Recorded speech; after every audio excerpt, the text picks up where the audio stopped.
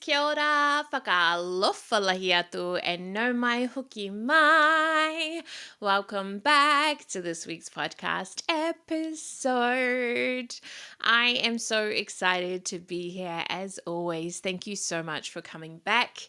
If this is your first time here, thank you so much for being here.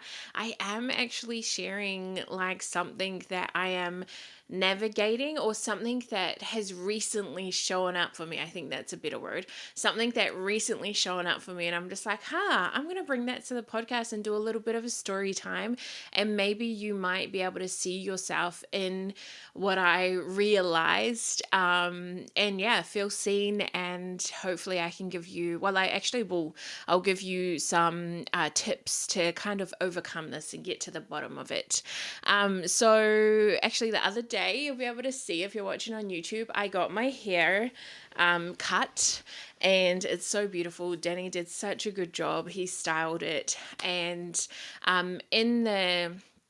when I was getting it done and he did this like style, I mean, it wasn't this specific style, but just like a little curl and stuff, I like looked at myself, I was like, fuck, I look so different. And I even said to him, I feel like a bit of a palangi when I look like this. I feel a bit of a, it's like a white girl. If you don't know what palangi means, it's like, I feel like a white girl, right? And he really didn't say anything. And then I noticed while I said that, I was like, what is that? Like, what is that? It was like I just kind of noticed it and then just kind of went on with my day. And then the next few times I was looking in the mirror, I was just like, I feel like I don't look like myself. Like it doesn't look, and I'm like, yeah, I just kept having these looking in the mirror and being like, I don't feel like I look like me. And there's a part of me where I was like, I just want to wet my hair so it could go back to curly and the frizz could come out and all these things. And I was going to an event last night, and that was my thought process, was like, I should curl my hair because I don't feel like myself. Like I don't feel Polynesian was the thing. Like I don't feel a bit like my curly hair, my frizz, that's me, right? These kind of polished looking hair didn't really feel like me. It didn't feel like who I was. Anyways, I went to this event last night. Incredible event. My friend Kat Dunn, actually, I'm going to link her details in my in the show notes. She has this beautiful event. I spoke at the first ever one, and it's a safe space for women to come and share and speak about their life after they've overcome some certain things, and you can apply to speak and all these things. It's such a beautiful night. Anyways, after that night, a lady was like leaving. She was saying goodbye to people, and I hadn't met her, so I was like, I didn't even get to meet you. And then she had curly hair, and I was like, Mira is her name, and I was like, oh my gosh, girl, I love your curly hair. And then she said to me, she was like, yeah, it was something that I really didn't like she really struggled with growing up and all these things, and now she embraces it. And I was like, fuck, that was me. Like my whole life growing up, I wanted to straighten my hair, straightening your hair with the iron back in the days, with the towel and the iron by yourself, or on the ironing board at times. It was like straightening your hair.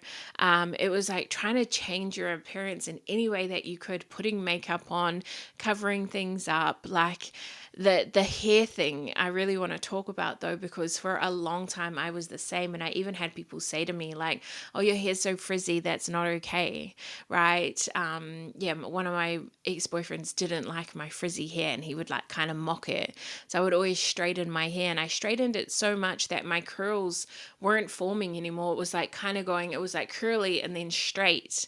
And I can't even tell you the moment where it must have been along my self-love journey where I realized that, no, actually, I love my curls and I want to embrace them more. And I wear my hair naturally curly all the time, unless like I'm getting it cut and styled and things like that. And it's a part of me and who I am. And when I look in the mirror, it's who I see. But one of the realizations that I had last night, that I said to the lady when we were talking about this, was like, damn, you know what I just realized? I was trying not to look Polynesian. I was trying not to look like an islander, because there was such a bad rep on islanders, on Maori. You don't want to be brown. You don't want to be an islander. You didn't want to be Maori. Like, you did want to look like all the other white girls, because that was what was desirable back then. That's what looked good. And I put that in quotation marks because that's what I thought looked good, because that's what I saw online. These were the only things I saw online. And when people had curly hair in commercials and stuff, it was like, oh no, it was like the before photo was the curly hair, right? And then they'd put their serums and stuff, and then it was this long, straight, silky hair that looked nothing like mine. Like, I was the before photo, right? My curly hair was the before photo. And it was like, when I was younger, I was doing all these things so that I wasn't who I was. I was trying not to be who I was, which was a Polynesian queen, right? And I think this also goes into inclusivity, into diversity, because I didn't see myself, right? I didn't see myself on these commercials, on these ads. I didn't see Polynesian women embracing these curls on their ads. I saw them straightening their hair and doing all the things that they can to change what they look like so they look less like who they actually are. And I think this seeps in so much into the work that I do with self love, right? It's not just about body image, it's about these other things, this hair, you know, changing your hair. Why is it that when we're going out to on some special occasion, when it's your wedding, when it's your birthday, when you're going on holiday, if you're going to a festival, you do all the things to change what you naturally look like? You're putting on makeup, you're getting your hair colored, dyed, you're putting in braids, you're getting eye contacts, you're getting eyelash extensions, you're getting your eyebrows done, you're waxing head to toe, getting rid of the hair, like getting these nails and the pedicure and all these things. And I'm not saying this all to say that those are bad things. I just think it becomes bad when you get those things because you think that once you get those things, then you're going to be desirable, then you're going to be lovable, then you're finally going to be beautiful, then you're going to find the love of your dreams, the love of your life, the whatever, right? It's like you're putting conditions on your worth. And it's like, no, you are worthy regardless. And I actually did a little experiment for a while. If you scroll back on my social media, you would see times where I look unkept, and I put that in quotation marks because I was growing out my eyebrows. I was not getting my nails done. I was not wearing makeup at all, not even mascara on my videos and things like that. I was wearing my hair at its natural state because the experiment was that I needed to make sure that I wasn't relying on these external things to love myself, that I would still show up online like that, loving myself fully in all my glory and my natural state.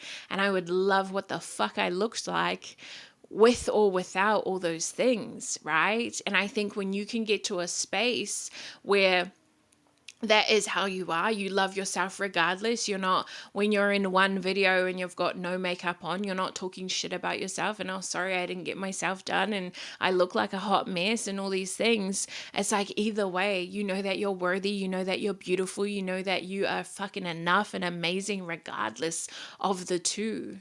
You don't need all these external things, right? That's that deep fucking self-love. So if you in your life feel like you're doing certain things to look a certain way because you think that it's not okay to look like who you actually are, it's not good to look Polynesian, it's not good to look wherever you're from, you're trying to change to look a certain different way, maybe that's something to look at. Why, when I look back at my life, why did I not want to look Polynesian? Oh, it makes sense. Because we were talked about like we were these troubled children, that we weren't okay, that we were a menace to society, right? There was all the colonization and all these things ingrained into us that we were not okay, that, you know, we were less than because we were Polynesian and brown. So it makes sense why I didn't want to look that way. But now, today, I stand boldly in saying, I'm a Polynesian life coach. I am Polynesian and I am so fucking proud to be Māori, to be Niuean, to share my culture, to learn about my culture, to learn to decolonize my mindset. right? There's things in my mind where I fucking colonized myself because that was what I was fucking taught growing up. Through colonization, I was learning all these things. And it just goes back to the deep unlearning, right? We've got to unlearn all these things that we've told, that we are told to be Polynesian, to be Māori, all the things that don't serve us. We need to get rid of those things that tell us we have to look a certain way. We have to look professional. So we have to straighten our hair because that's professional, because curly is not professional. No, fuck that. Right? It's not professional to look like me. What the fuck? That we're not smart enough, that we can't get on these big world international stages, that we can't do these incredible things, that we can't make the amount of money that we want to make, that we can't have like get into these high positions in life and all the things. Like, we know damn well that that is not true. But if we don't look back to how we were programmed and conditioned to think, then it becomes a problem, right? You don't even realize you have a problem. Now it's so beautiful. You see these amazing people in high spaces doing amazing things in the world. There's a lot of Polynesians out there setting the space in whatever race you come from, right? There is people out there. Look for people who have done amazing things, who have done the things that you want to do, that look like you, right? But I wanted to come on and share because that was kind of like a moment where I was like, whoa, what's that there? What's that? Like, I used to always want to straighten my hair because I thought that it wasn't okay to look like me, to be Polynesian, to be proudly in my power. And I think just like the whole conversations around what it's like to be brown in the world and things like these are more conversations that need to be had, because there's so many things, so many struggles that come from being brown. Oh my gosh, I was talking to my sister today. She's a nurse now. Damn, Cherub, I love you. I'm so proud of you. And she was sharing with me how Polynesians, Pacific Islanders, Maori and Pacific Islanders die a lot earlier than white people and other races, right? And I messaged her back and I was like, why is that? And she was just like, it's the effects of colonization. It's the effects of the mental health, right? You die sooner because you don't have the support, you don't have the family, you don't have the culture, you don't have the things that you need around you. And your mental health goes to shit, and then you die, or you look for other things to numb out the pain and stuff like that. Like, it's all so immersed and emerged into each other. And this is something that I am navigating. And yeah, my kind of take for you, or to give to you, is just like, start unlearning all these things. Why do you do all be curious with yourself. Why do you do all the things that you do? Why do you straighten your hair? Why do you get your lashes done? Why do you get your nails, your makeup? And is it like, are you gripping onto that for self-love, to love yourself, to be confident, to all the things? Or are you good and it's just an extra bonus? You're just like, yeah, I just love it because I love it and I like it, right? You're not trying to cover up things and try and not be who you are and try and not look like how you actually look like. And yeah, really getting into that self-love. That's the podcast. I didn't know this was going to be the podcast today, but that's just what came out of my mouth today. And if this resonates with you, please let me know, because I might just do more podcast episodes like this. I love you so much. Thank you so much for being here. Ka kite, koi kia.